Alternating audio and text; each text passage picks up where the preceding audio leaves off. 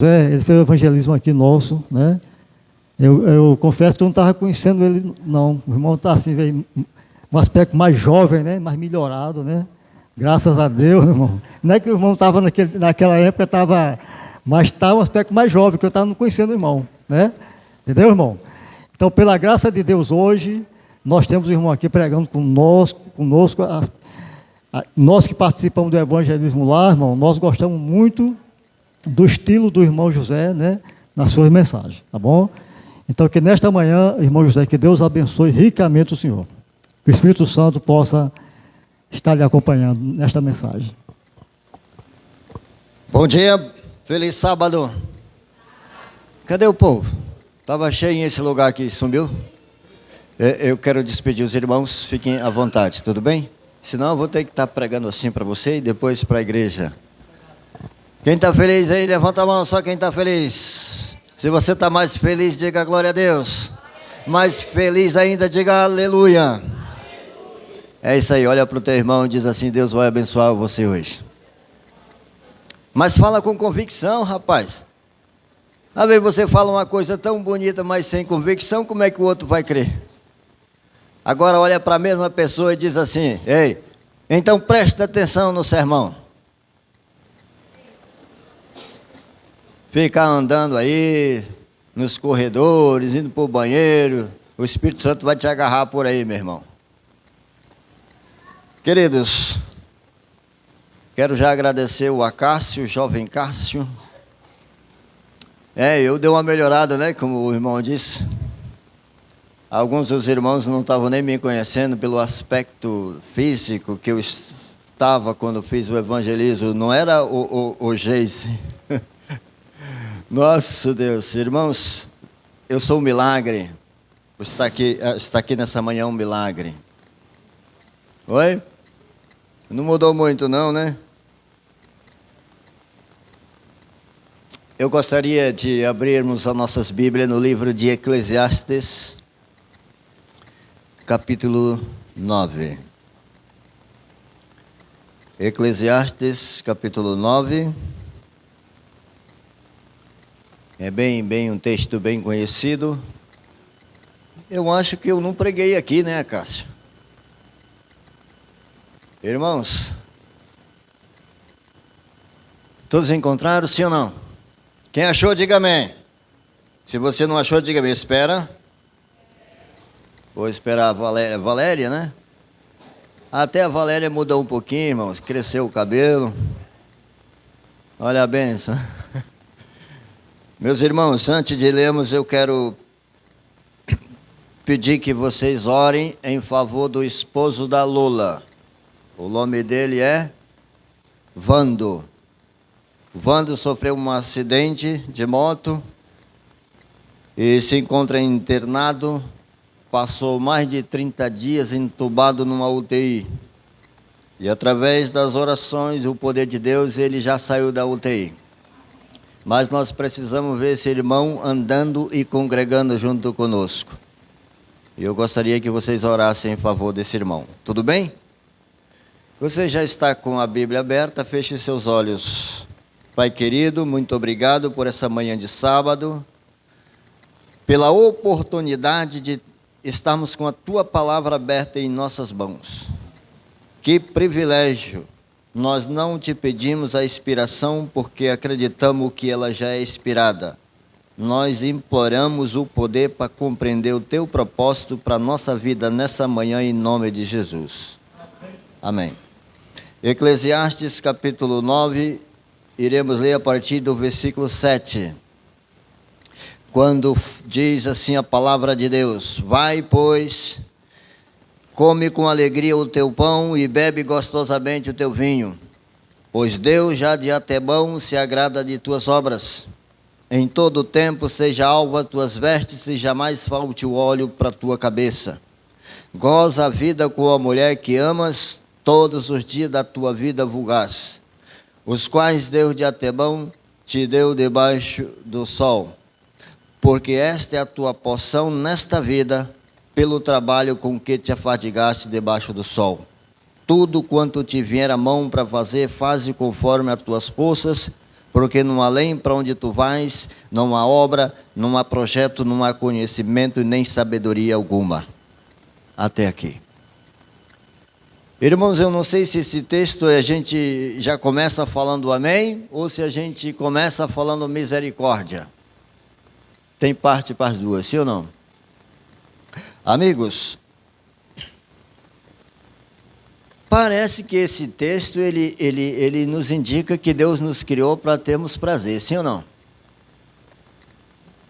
Segundo essa leitura, Deus parece que nos criou para que temos prazer. Só que, quando se trata de prazer dentro da igreja, é comum a igreja ficar de parte e dizer prazer, não pode nem se falar isso na igreja, porque prazer é uma coisa do pecado, é uma coisa vinculada ao pecado, não devemos falar essa palavra.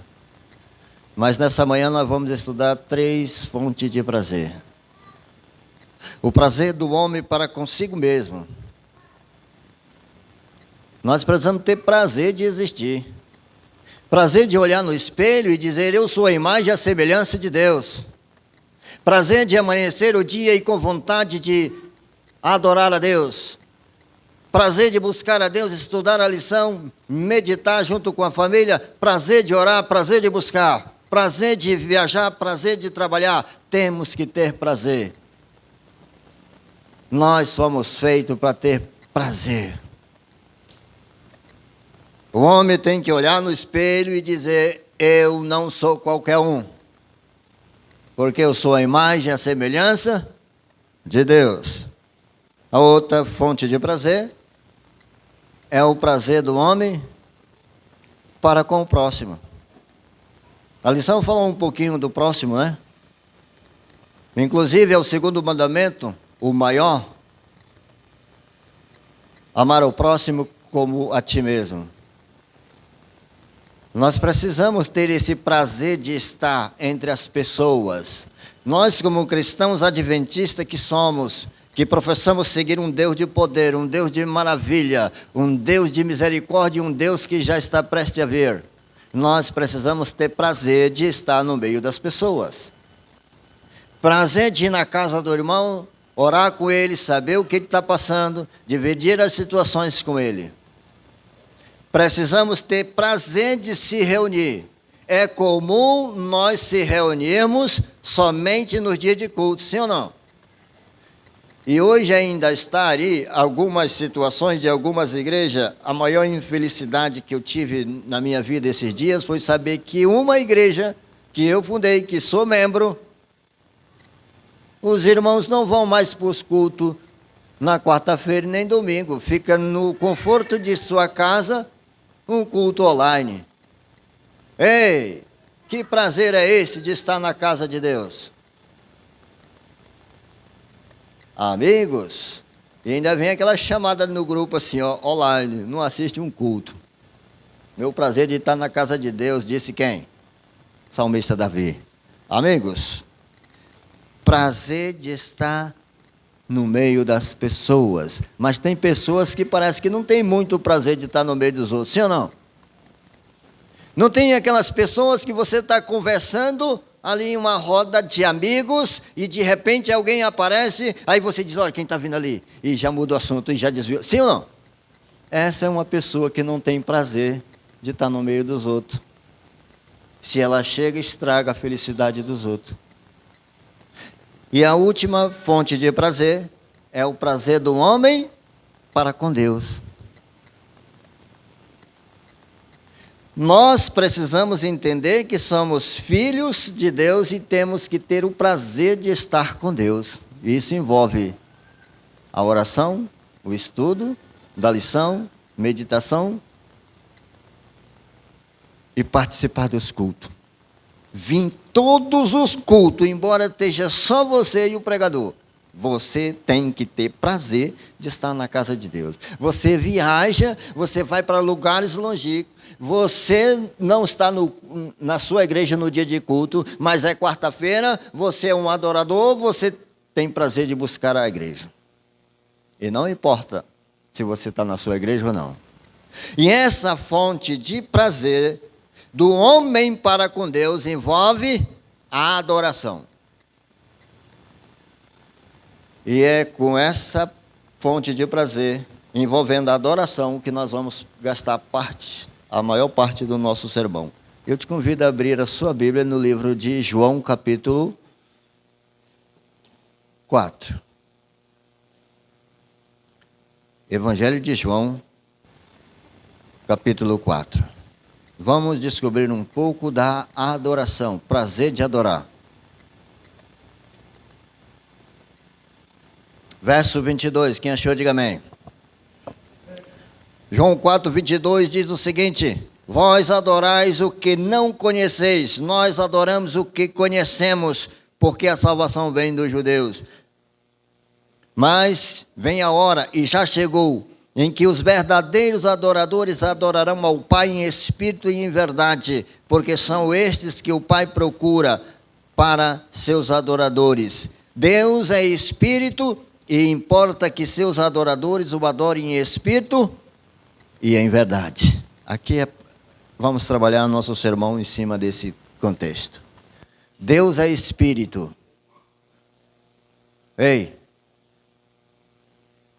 o texto está dizendo que Deus, ele é espírito, e ele requer que seus adoradores o adorem em espírito e em verdade. Deixa eu chegar mais perto dos irmãos, para me ver os olhos azuis de cada um.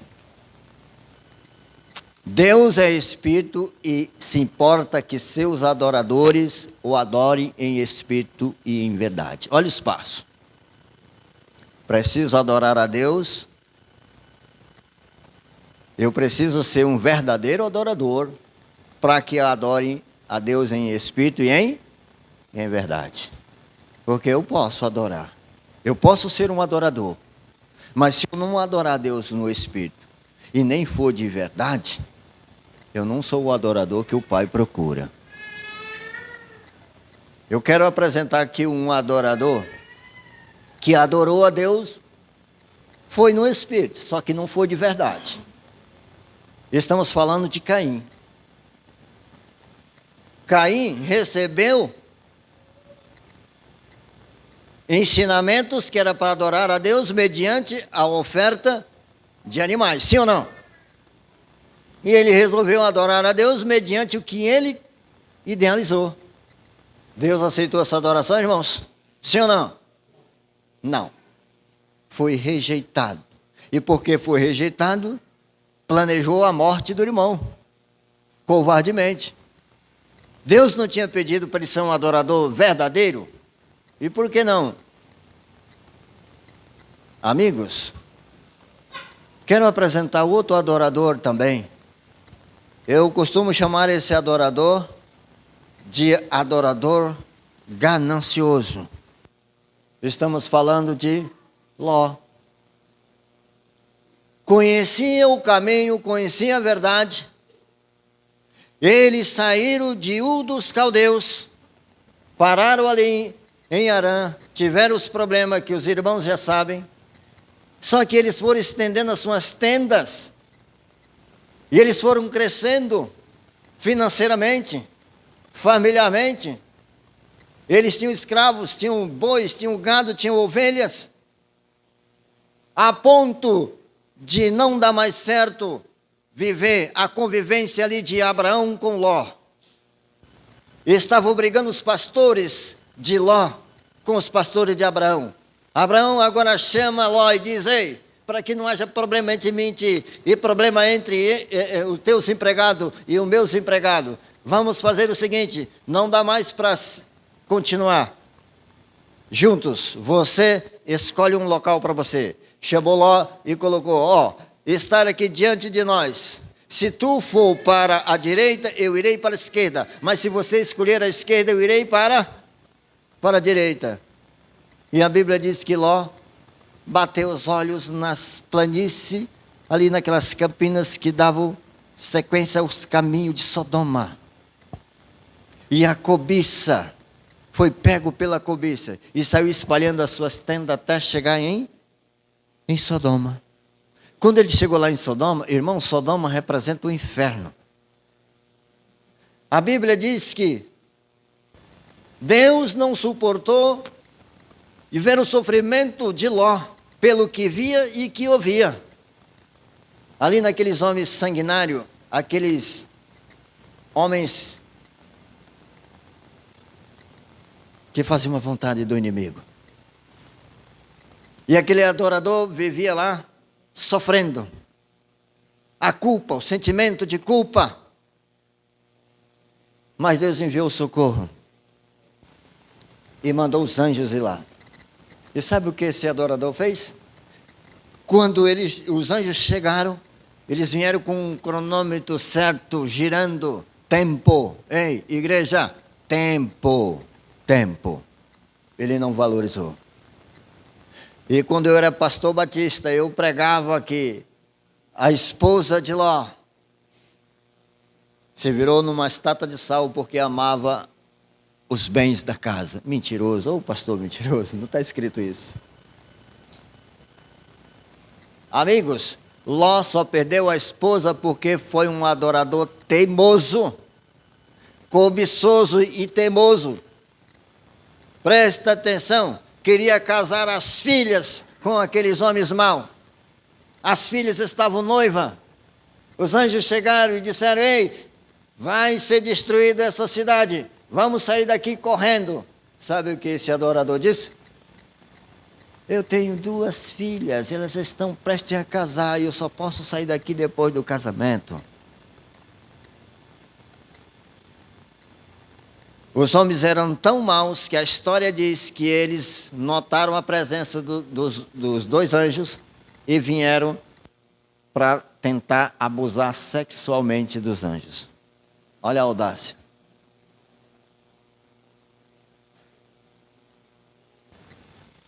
E quando aqueles homens chegaram na porta de Ló e disse: cadê os homens que entraram aí? Nós vimos eles entrar, põe para fora para que abusemos. Ló disse: ei, não faça isso com... Olha o adorador, não faça isso com eles, esses homens estão sobre a minha tutela. É aquele negócio, se é de ir com ele, só depois de passar por cima de mim. E aqueles homens intentaram para arrombar a porta. E a história diz que Ló disse o seguinte: olha o adorador, que não era um adorador genuíno, não adorava de verdade. Sabe o que ele disse? Eu tenho 2 filhas virgens, peguem elas e façam o que quiserem. Que pai sem vergonha, que adorador sem vergonha, entregar as filhas para ser abusada sexualmente, porque que não ouviu a voz dos anjos que tinha que sair, tinha que esperar casar. E antes do casamento, não, pode abusar, pode fazer de tudo. Quando os anjos descobriram que aquele adorador estava infectado ali, anestesiado pelo pecado de Sodoma, eles pegaram Ló. Amigos, Ló não saiu de Sodoma, Ló foi arrancado. Aqueles anjos pegaram pelas mãos e saíram, e a voz dos anjos, para que ninguém olhasse para trás. Por quê? Amigos, se Ló tivesse ouvido a voz dos anjos e saído logo, imediato, eles tinham atravessado as províncias, atravessado as fronteiras. Quando o fogo caiu, eles estavam longe, não teriam ouvido o barulho. Mas pela teimosia, pela insensatez desse adorador, de não ouvir a voz de Deus, demorou e demorou e demorou. E quando eles saíram, o cronômetro, quando os anjos saíram da presença de Deus e de Abraão, o cronômetro do céu já estava girando. Eles não tinham mais tempo, o relógio de Deus não podia parar. E quando o fogo estava prestes a cair, os anjos arrancaram, assim que botaram o pé para fora de Sodoma, o fogo caiu. E a sua esposa, você sabe, se aqui soltasse um fogos aqui agorinha, gente, cada um de nós ia ter uma reação diferente, sim ou não? Alguém ia pular, outro só ia olhar, alguém ia se assustar, outro ia sorrir, sim ou não? Então cada ser humano tem uma proporção de uma maneira de agir diferente mediante aos barulhos. A esposa de Ló se assustou e olhou para trás. E a consequência foi tremenda. Virou-se numa estátua de sal, porque a voz de Deus era para não olhar para trás. Será que nessa manhã estamos pregando para algum cristão adventista do sétimo dia que tem olhado para trás na sua vida? Será que estamos pregando para algum pai adventista aqui que tem, pela sua demora de servir a Deus, tem visto seus filhos indo para o mundo? Será que temos um pai e uma mãe aqui que não anda mais fazendo o culto da família e por isso os filhos não têm mais essa vivência e o mundo está levando?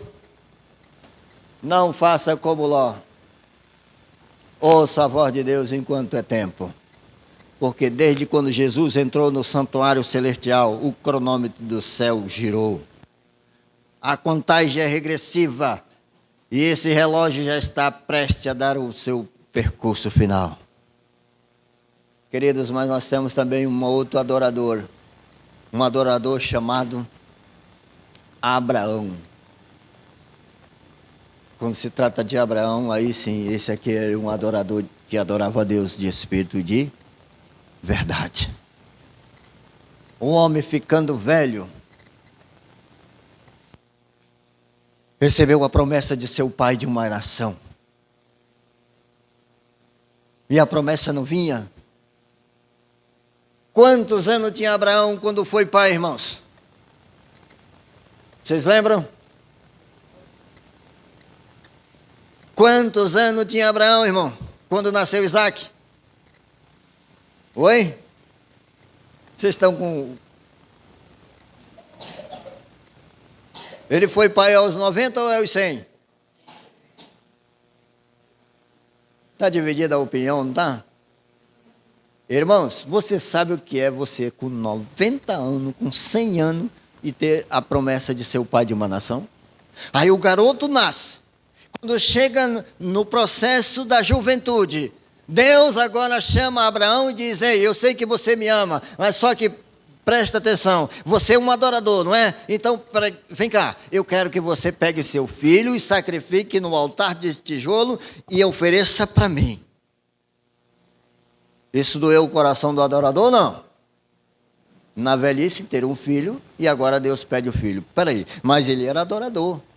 E o adorador é aquele que ele adora a Deus da maneira em que Deus pede. Então era o filho que Deus estava pedindo, era o filho que ele ia dar. Foi lá e colocou o filho sobre uma situação difícil. A Bíblia diz que eles se levantaram de madrugada, pegou Abraão, 2 empregados, e o garoto Isaac, e se manda para o monte em que Deus o mostraria. Adorador é assim, irmão. Ele sai, no lugar de adorar, ele avista de longe. E Abraão avistou o monte de longe. De longe, a Bíblia diz que Abraão avistou o monte. E disse para os empregados: ei, vocês fiquem aqui. Ficai aqui. Eu e o menino vamos lá. E depois que nós tivermos adorado, voltaremos. Ei, peraí. Como voltaremos? A Bíblia não diz que ele ia sacrificar o filho? E por que ele disse que voltariam? Ele deveria ter dito assim: depois que eu adorar, eu vou voltar. Não, mas ele disse: voltaremos. Isso é um adorador, irmão. Não importa a circunstância, ele crê que Deus vai resolver os seus problemas. Esse é o adorador. E agora sai, subindo o monte. 2 adoradores, pai e filho. E o adorador verdadeiro é aquele que sabe o que está fazendo. Isaac, o filho agora, caminhando rumo ao monte, ele sentiu falta do objeto fundamental para a adoração. Qual era o objeto, irmãos? O cordeiro. Ele disse: pai, está aqui a lenha, está aqui o cutelo nas suas mãos, o senhor está com o fogo, o cutelo, eu estou levando a lenha, mas cadê o cordeiro? Esse é adorador, irmão. Esse é adorador que sente falta do objeto principal da adoração. E Abraão diz agora: Deus proverá para si, meu filho. Ei, se fosse eu ou você, se fosse o jovem Cássio, ei, que você tinha feito, Acácio? Se fosse eu, sabendo que agora era eu que ia ser sacrificado ali, para que eu quero as duas perninhas? Ó, tinha dado linha na pipa. Mas o adorador é aquele que ele encara a circunstância. E Isaac ficou quietinho. Irmãos, aqui Deus queria mostrar a cena do Calvário para Abraão. Sabiam disso? Esse monte de adoração, Deus quis mostrar o futuro. Quer ver como isso é tão real? Isaac representava Jesus, que ia morrer e aceitar morrer livre e espontaneamente. Abraão representava o próprio Deus, que não ia negar o seu único filho para morrer. O fogo e o cutelo que levava Abraão nas mãos representava o juízo de Deus. Isaac levava nas costas o que, irmãos? O que Isaac levava nas costas? A lenha para o sacrifício. E quando Jesus subiu a via dolorosa, o que Jesus levava nas costas? O madeiro, a cruz. Aquela lenha representava a cruz. E vocês sabem que o adorador, depois que colocou o garoto lá, fez todo o processo, quando levantou o cutelo que foi baixando, o céu bradou. O céu bradou. Abraão, não faça isso, porque agora eu sei que você é um adorador de verdade. Era como que Deus dissesse assim: agora eu sei que você me ama de verdade, você me adora de verdade, porque não me negou o seu único filho. Deus resolveu o problema do adorador? Não, irmão. Mas eu quero apresentar agora um outro adorador. Teimoso, rabugento, mentiroso. Estamos falando de Moisés. Os irmãos sabem que Moisés foi um grande homem nas mãos de Deus, sim ou não? Ele matou um homem no Egito e fugiu para as terras de Midian. E quando vivia ali trabalhando, apacentando as ovelhas de Jetro, seu sogro, Deus resolve se apresentar para ele por meio de uma sarça ardente. E agora, Moisés, opa, o que está acontecendo que essa árvore pegando fogo e não se queima? E quando ele se aproxima, Deus diz: ei, tira a sandália dos teus pés, porque a terra em que você está é terra. E aqui eu aprendo uma lição. Quando eu coloco meus pés ali, eu tenho que entender que esse lugar é santo. Então o meu comportamento aqui dentro tem que ser como um adorador, que eu adoro em espírito e em verdade. E os irmãos sabem todo o processo. E Deus diz: olha, eu não aguento mais ver o sofrimento, o clamor dos meus filhos, clamam a mim desde o Egito, e você vai lá. E ele disse: não, eu não posso. Eu não posso voltar no Egito. Talvez Deus tenha falado com alguns aqui: ei, nessa Semana Santa, nesse processo do Calvário, você vai dar um estudo bíblico, você vai convidar alguém. E talvez tenha algum tipo de Moisés aqui nessa manhã. Eu não sei dar estudo bíblico, eu não tenho nem jeito para convidar ninguém. E agora Deus disse: não, mas você precisa ir, porque eu serei contigo. O que você tem nas mãos? E ele disse: um cajado. Joga o cajado. O cajado se transformou na serpente. E os irmãos sabem o processo. Põe a mão no peito. Botou a mão no peito. Tira a mão. Lepra. Moisés agora se assusta. Põe a mão no peito. Uau! E Deus disse: são esses os poderes e os sinais que você vai tirar o povo do Egito. E sabe o que ele disse? Para fugir mais de Deus: eu não sei falar, eu tenho a língua pesada. Ele era um homem comum, irmão? Segundo a história, ele era graduado nas faculdades do Egito. O homem não era qualquer um. O homem foi criado como filho do rei. E Deus disse: vai, rapaz. Arão, teu irmão, já está vindo ao teu encontro. E sabe o que ele disse? Tá bom, eu vou, mas quando eu chegar lá, eles vão perguntar o teu nome, o que é que eu vou dizer? O que é que eu vou dizer? Olha a conversa do adorador rabugento, teimoso. E Deus diz, eu sou o que sou. Quando você chegar lá, diga assim, eu sou, me mandou vir aqui. Às vezes a gente é igual Moisés, irmão. A gente quer questionar mais sobre Deus. Deus envia as coisas, Deus revela as coisas, e a gente acha que não está bom. Agora eu te pergunto, Moisés fugiu dos egípcios porque era criminoso. Ele estava sendo procurado pela justiça do Egito. E Deus disse, vai, porque quem te procura tirar a tua vida já é morto. Aí ele se animou e foi. Se animou e foi. Só que a Bíblia não diz que ele atravessou o mar, quando ele saiu do Egito para ir para as terras de Midian. Arão, seu irmão, veio ao seu encontro, não atravessou o mar. Os dois voltaram para o Egito para trabalhar na missão, no evangelismo. Não passaram pelo mar. Mas quando eles saíram do Egito, com o povo, tiveram que atravessar o mar. Por que isso? Por quê?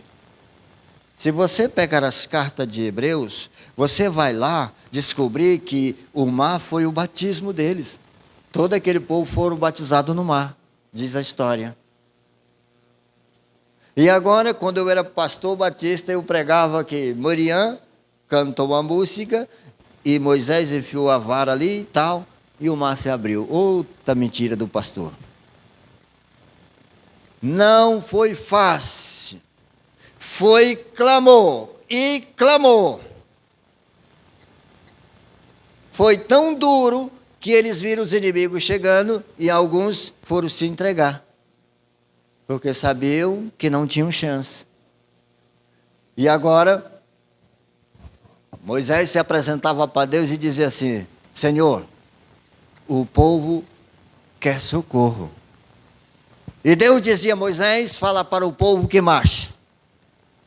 E Moisés dizia, marchar para onde, Senhor?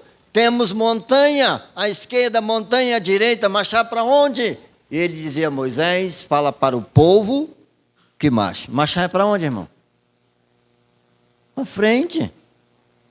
O mar na frente, montanha à direita, montanha à esquerda, o mar na frente, atrás dos inimigos. Será que nessa manhã estamos pregando para gente assim, que tem o mar na sua frente, os inimigos andam correndo atrás de você, e você está encurralado, montanhas, problemas da vida para um lado e para outro? A Bíblia diz para você marchar. E só foi liberado ali o mar quando o primeiro valente meteu o pé na água.